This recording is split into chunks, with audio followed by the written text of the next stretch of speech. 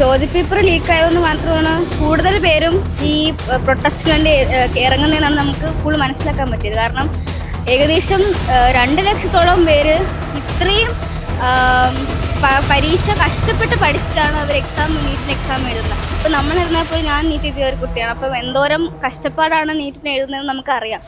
ഒരുപാട് കഷ്ടപ്പെട്ട് ഏകദേശം ഒരുപാട് മാസത്തെ പ്രാക്ടീസ് ചെയ്തിട്ടായിരിക്കും അവർ എക്സാം എഴുതാൻ പോകുന്നത്. ആ സമയത്ത് ഈ ചോദ്യപേപ്പർ ലീക്കാവുക എന്ന് പറയുന്നത് നമുക്ക് അക്സെപ്റ്റ് ചെയ്യാൻ പറ്റുന്ന കാര്യമല്ല. അത് അവരുടെ ഒരു അശ്രദ്ധ കൂരം മാത്രമാണ് അതുണ്ടായതെന്ന് നമുക്ക് മനസ്സിലാവും. അപ്പം അത്രയും കെയർലെസ് ആയിട്ട് അവർ ചോദ്യപേപ്പർ ഇങ്ങനെ ലീക്കാവും എന്നുള്ള ഒരു സ്ഥലം വരെ എത്തിച്ചത് നമുക്ക് ഒരുപാട് വിഷമമുണ്ട്. അതുകൊണ്ടാണ് കൂടുതൽ പേര് നമ്മുടെ പ്രായമുള്ള ആൾക്കാർ തന്നെ ഡൽഹിയിലായിരുന്നാലും ഇവിടെ നിന്നായിരുന്നാലും പ്രൊട്ടസ്റ്റിന് പോകുന്നത്. പിന്നെ ഇവിടെ കൂടുതലും അങ്ങനെ കാണുന്നില്ല, കൂടുതലും ഡൽഹിയിലൊക്കെയാണ് പ്രൊട്ടസ്റ്റ് കാണുന്നത്. അപ്പം നമുക്കും ആഗ്രഹമുണ്ട് പോകണം, പക്ഷെ നമുക്ക് നമ്മുടെ ഫാമിലി ബാക്ക്ഗ്രൗണ്ട് വെച്ച് നമുക്ക് പോകാൻ പറ്റത്തില്ല. നമ്മൾ കൂടുതൽ റീൽസ് ഷെയർ ചെയ്തു, നമ്മളവരെ ഹെൽപ്പ് ചെയ്തു, നമ്മൾ പ്രൊട്ടസ്റ്റിന് ഹെൽപ്പ് ചെയ്യാറുണ്ട്. അപ്പം ഞാനായിരുന്നാലും ഹെൽപ്പ് ചെയ്യാൻ നോക്കാറുണ്ട്. BJP പോകണമെന്നാണ് എൻ്റെ ഒരു ആഗ്രഹം ഇന്ത്യയിൽ. കാരണം ഞാൻ നീറ്റിൻ്റെ എക്സാം ലീക്ക് ആയതിൻ്റെ അറിയാമല്ലോ, ആ ഒരു പ്രശ്നം. അവരവരുടെ ജീവിതം നോക്കി പോകുമ്പോൾ ഇങ്ങനെ എന്ത് ചെയ്യാനാ, അതേ ഉള്ളൂ. വലിയ പ്രശ്നമല്ല നടക്കുന്നത്. വലിയ പ്രശ്നം. എനിക്ക് പോകണമെന്നുണ്ടായിരുന്നു, പക്ഷെ നടന്നില്ല. എനിക്ക് എക്സാം ആയിരുന്നു, അതുകൊണ്ട് ഞാൻ പോയില്ല. പോകാൻ പറ്റാത്തതിൽ സങ്കടമുണ്ട്. അപ്പോൾ എൻ്റെ ഫ്രണ്ട്സ് പോയി, എന്നെ വിളിച്ചാൽ, പക്ഷെ എനിക്ക് എക്സാം ആയതുകൊണ്ട് ലീവ് കിട്ടിയില്ല, അതുകൊണ്ട് പോയില്ല. വലിയ വിജയമായി മാറിക്കൊണ്ടിരിക്കുക. പക്ഷെ ഒരു കുട്ടി മരിച്ചെന്നാണ് ഞാൻ അറിഞ്ഞത്. പോലീസ് അടിച്ചു, മരിച്ചു. പോലീസുകാർ തന്നെയല്ല തല്ലുന്നത്, വേറെ ആൾക്കാർക്കേ തല്ലുന്നത്. ഇനിയും നമ്മളെ കൊണ്ട് ചെയ്യാൻ കഴിയുന്നത് നമ്മൾ ചെയ്യും. സ്റ്റുഡൻസ് ആണ്, നമ്മൾ ജയിലേക്ക് വേണം ചെയ്യും. കുറച്ച് നല്ല അഭിപ്രായമായിട്ട് തോന്നിയ, ലൈക്ക് എല്ലാവരും കൂടി ഒരുമിച്ച് വന്നിട്ടുണ്ടല്ലോ എന്നുള്ള ഒരു കോസിന് വേണ്ടി എല്ലാവരും കൂടി വന്നിട്ടുണ്ടല്ലോ എന്നുള്ളൊരു ഇതുണ്ട്. അല്ലാണ്ട് ആരുടെ ഭാഗത്താണ് കറക്റ്റ് തെറ്റൊന്നും കറക്റ്റ് അറിയില്ല.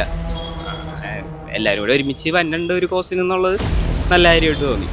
അതിന് വേണ്ട പിന്തുണ നൽകാൻ പറ്റാത്തതിന്റെ വിഷമം മാത്രമേ ഉള്ളൂ. അല്ലാത്ത പക്ഷം പൂർണ്ണമായിട്ട് അതിനെ സപ്പോർട്ട് ചെയ്യും.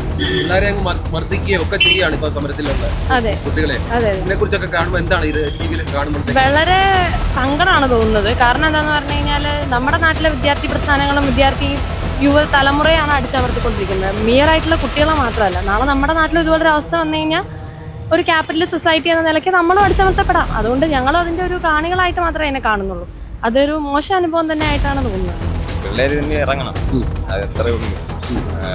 ഇവർ കാണിക്കണതൊന്നും അത്ര നല്ല കാര്യങ്ങളൊന്നും ആയിട്ട് എനിക്ക് തോന്നിയിട്ടില്ല.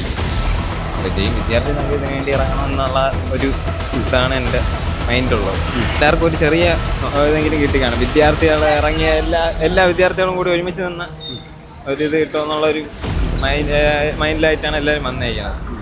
അപ്പോൾ ഇത്രയും വിദ്യാർത്ഥികൾ കാരണം ഇത്രയൊക്കെ നടന്നില്ലേ. അപ്പോൾ ഇനി അങ്ങോട്ട് ഇതേമാതിരി തന്നെ മുന്നോട്ട് പോകുന്ന ഇതാണ്. എന്തായാലും നമ്മുടെ പുതിയ ജനറേഷൻ്റെ ഭാവിയാണല്ലോ ഇതിൻ്റെ തീമെന്ന് പറഞ്ഞാൽ, അല്ലേ? അപ്പോൾ അതിൽ ഏത് അഡ്മിനിസ്ട്രേഷൻ ആയാലും അതിൽ ഉപേക്ഷ വിചാരിക്കുന്നത് ശരിയല്ല. അപ്പം അതുകൊണ്ട് അവരുടെ സമരം ശരിയാണെന്നാണ് എൻ്റെ അഭിപ്രായം. അതിനിപ്പോൾ സർക്കാർ എങ്ങനെയാണെന്ന് വെച്ചാൽ തീരുമാനിക്കട്ടെ. കൊച്ചു വിദ്യാർത്ഥികളാണ് ഇത്രയും സമരം അതിനകത്ത് അതിനെ കൈകാര്യം ചെയ്യുന്ന രീതിയാണ് മോശം. പോലീസിനെ വിട്ടിട്ട് അവരെ അടിച്ചു തകർക്കുക. പിന്നെ 2 ഭാഗത്തും ഉണ്ട്, എന്താണെന്നറിയില്ല. എല്ലാ അവകാശങ്ങളും ലംഘിച്ചുകൊണ്ടാണ് നരേന്ദ്രമോദി സർക്കാർ മുന്നോട്ട് പോയിക്കൊണ്ടിരിക്കുന്നത്. അതിനുവേണ്ടി അവർക്ക് വേണ്ടി പ്രതിഷേധിക്കാൻ വേണ്ടി പോയ നമ്മുടെ ഇന്ത്യയുടെ പ്രതിപക്ഷ നേതാവിനെ അടക്കം വലിച്ചഴിച്ചു കൊണ്ടുവന്ന കാഴ്ച നമ്മൾ കണ്ടതാണ്.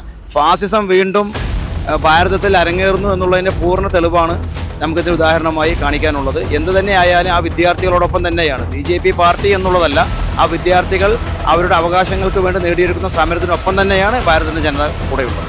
ഫാസിസം മുതലെടുത്തുകൊണ്ടിരിക്കുകയാണ് ഓരോ ആൾക്കാരും. അപ്പോൾ പറയാനുള്ളത് ഇത്രയേ ഉള്ളൂ, നമ്മൾ എന്ത് തന്നാലും സ്റ്റുഡൻസിൻ്റെ ഒപ്പം തന്നെയാണുള്ളത്. സ്റ്റുഡൻസിന് നീതി കിട്ടുന്നത് വരെയും നമ്മൾ അവിടെ തന്നെ ഉണ്ടാവും. ഭരണകൂടം എങ്ങനെയാണോ അതുപോലെ തന്നെയാണ് പ്രതികരിക്കുന്ന പ്രതികാത്മകമുള്ള ഒരു വിദ്യാർത്ഥി സമൂഹമാണെന്നുള്ളത്. അപ്പോൾ അത് അടച്ചമർത്താൻ തോറും അത് ആളി കത്തിക്കൊണ്ടേ തന്നെ ഇരിക്കും. അത് രാജ്യം ഒട്ടാകെ പാട്ടുകൾ തന്നെ ചെയ്യും, അത് യാതൊരു സംശയവും വേണ്ട. ഈ വിദ്യാർത്ഥികളില്ലെങ്കിൽ ഇന്ത്യ എന്ന മഹാരാജ്യമില്ല. വരും തലമുറയെ വാർത്തെടുക്കേണ്ട ഒരു സമൂഹത്തിൻ്റെ സമരം കണ്ടില്ല എന്ന് നടിക്കുന്ന ഈ സർക്കാരിനെ എത്ര കണ്ട് കുറ്റപ്പെടുത്തിയാലും അത് മതിയാവില്ല. ആ ഒരു അവസ്ഥയിലേക്കാണ് ഇപ്പോൾ ഇന്ത്യ പോയിക്കൊണ്ടിരിക്കുന്നത്. ഇന്ത്യയിലെ യുവത ആ വിഷയത്തിൽ വളരെ ഗൗരവമായി പഠിച്ചുകൊണ്ടാണ്, ആ വിഷയം തന്നെ ഏറ്റെടുത്തുകൊണ്ടാണ് സമരത്തിലേക്ക് പോകുന്നത്. അതിന് ഒരു രാഷ്ട്രീയ അല്ലെങ്കിൽ സർക്കാരിനെ പിന്നെ മറിച്ചിടാനോ അത്തരത്തിലുള്ളതിലുപരി ആ ഇഷ്യൂ ബേസ്ഡ് ആയിട്ടാണ് ആ സമരം വളരെ ശക്തമായി മുന്നോട്ട് പോകുന്നത്. അടിയുണ്ടാക്കുന്ന ഒരിക്കലും ന്യായമല്ല. അടിയുണ്ടാക്കി ആർക്കും ഒരു തരത്തിൽ രക്ഷപ്പെടാൻ പറ്റില്ല. അത് മൊത്തത്തിലെ ഉള്ള സമൂഹത്തെ ബാധിക്കും. അടി ഒരു പരിഹാരമല്ല, അതിനൊരു സൊല്യൂഷൻ കാണണം. അതിന് മുതിർന്നവരെ കൊണ്ടല്ലേ പറ്റും. അതിന് തലപ്പത്തിരിക്കുന്നവർ അതെന്താ വെച്ചാൽ ചെയ്ത് അവർക്ക് സപ്പോർട്ട് ചെയ്യണം, അത്രയേ ഉള്ളൂ. അടി ഒരു പ്രശ്നമല്ല, അടി ഒരു പരിഹാരമേ അല്ല.